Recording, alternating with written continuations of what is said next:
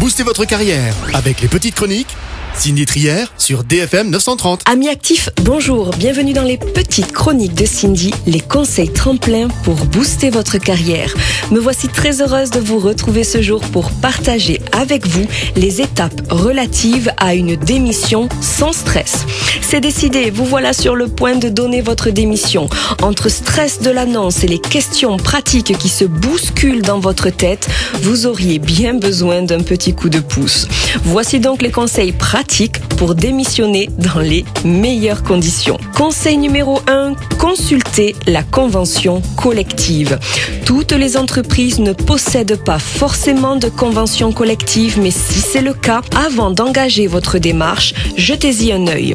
Cette dernière vous permettra de savoir quelle est la durée officielle de votre préavis et si vous pouvez ou pas en être dispensé, mais aussi si vous êtes soumis à une clause de non-concurrence ou pas. Disposer de ces éléments vous permettra d'aborder vos démarches avec plus de sérénité. Conseil numéro 2, sollicitez un entretien avec votre manager. Donner sa démission est toujours un moment stressant. Vous craignez la réaction de votre employeur et c'est tout à fait naturel, mais gardez à l'esprit qu'il ne s'agit en aucun cas d'une trahison.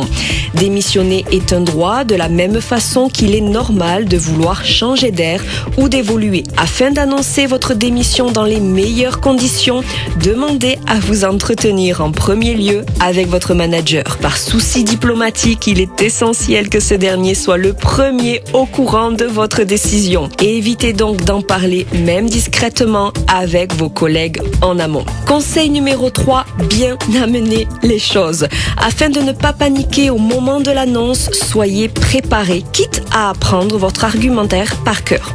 Soyez clair, honnête et pensez à tourner ce départ de façon positive. N'hésitez pas à remercier votre supérieur pour ce qu'il vous a appris, la confiance qu'il vous a accordée, en exprimant votre besoin de passer à autre chose. Dans le cas où la conversation deviendrait houleuse, laissez la tempête passer et rappelez-vous que vous n'avez en soi pas vraiment à vous justifier quant aux raisons de votre départ. Conseil numéro 4, envoyez un courrier en bonne et due forme. Contrairement à ce que l'on pourrait imaginer, il n'existe aucune forme légale de démission.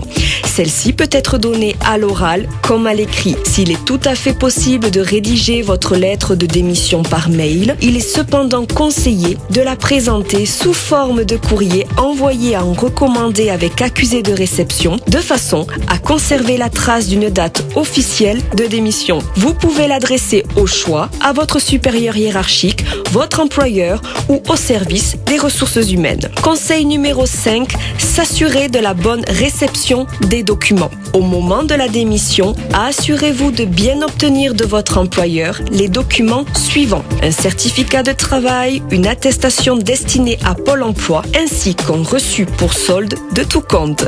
Vous voici désormais armés, chers auditeurs, pour annoncer proprement votre départ à venir.